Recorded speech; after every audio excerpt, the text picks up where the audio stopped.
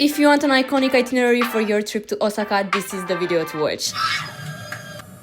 It's Taku's 30th birthday and I made sure it's one to remember. In this video, I take you with us on the most epic birthday weekend ever, which included bungee jumping off the Osaka Tower, a botanical garden on steroids, a 1-liter pint of beer, a hotel with the tallest spa in the world, and much, much more. And even though you don't have a birthday to celebrate, this is your ultimate itinerary to all that Osaka has to offer. So we got on an express train from Kyoto's Omiya station, and in about 1 hour we arrived at our destination. You can also use the high-speed train, and you'll be there in 15 minutes, but you'd have to change to a subway in Osaka and also pay about $30 more. Our first stop is Tsutenkaku, the iconic 108-meter tall observation tower, first built in 1912 as part of a theme park, then rebuilt in 1956 after a fire. For about $80, you get an all-pass ticket that includes 2 observation desks, a slide, and the coolest of them all, the dive and walk experience. And yes, I actually think the full package ticket is well worth the money. Even the observation decks were really fun to do. You go through a bunch of themed shops, through some gacha stores, and then you get into this funky elevator which has really fun animations of the tower. And finally, you get to the first observation deck,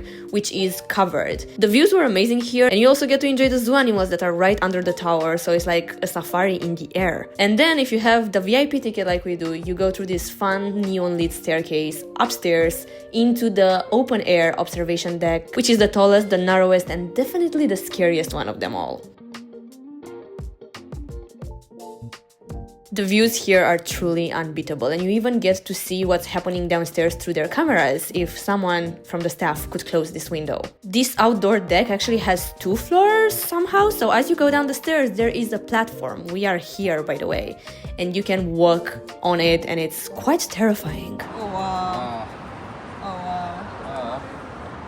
Wow. Oh my god. Gross. Oh my god, I'm scared. Wow, that's good. Holy.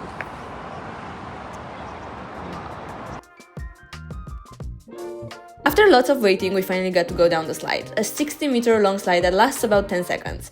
While this was pretty fun, I don't think I'd pay a separate $8 ticket just for this experience. However, it was included in our ticket, so I'm not mad about it.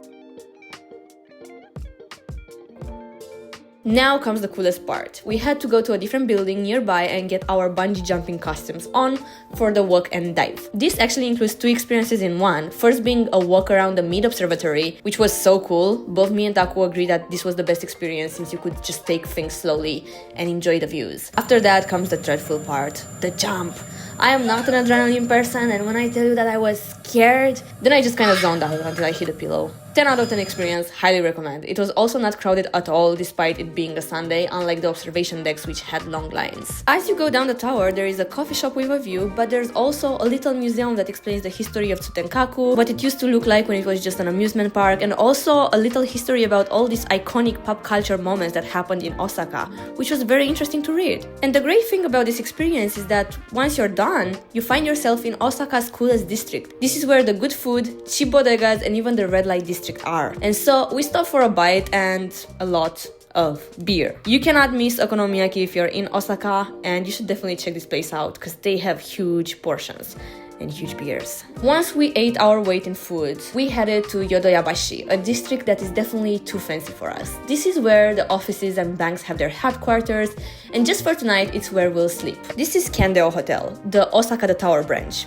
That's the name, didn't come up with that, that is what it's called. A luxurious hotel with amazing views. The reception alone was on the 17th floor. It is also known for breaking the Guinness World Record for the highest outdoor infinity public bath. That's quite a specific record, to be honest, but it's a record regardless, and I must say it was a nice way to relax. Of course, I couldn't take pictures inside since it's a fully naked bath, but here are some pics from the internet so you can get a feel.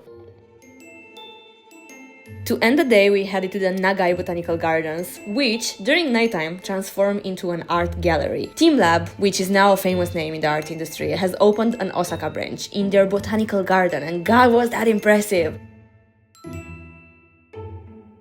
Each exhibit is meant to be touched, and it responds to you by changing colors, which then changes the colors of all the exhibits around you, and it's like multiple people touching it at once, so you become aware of the presence of others and how we're all connected. That is the whole point of this exhibition.